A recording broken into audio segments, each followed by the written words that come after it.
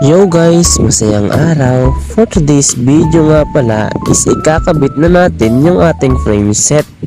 Kaya naman heto na't nilagay ko na yung grasa sa ating mga bearing.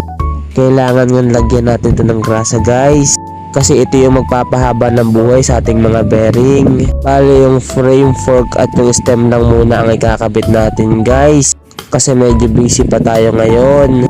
At eto na nga guys, isasalpa ko na itong balugo stem na 120mm na naka negative 17. Ginamitan ko na nga ito ng torque wrench guys para naman maging safe yung ating mga carbon part. Kasi kung hindi proper tools yung ginamit mo sa pagkakabit ng carbon parts ay masisira agad to. Sayang lang naman yung perang pambili nyo, napaka-expensive pa naman ng mga carbon part. At ganito na nga kaporma guys yung ating frame set kahit 3 parts pa lang yung ating nakakabit.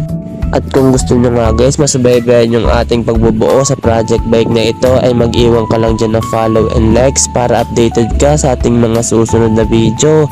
Yun lang mga bossing, maraming salamat!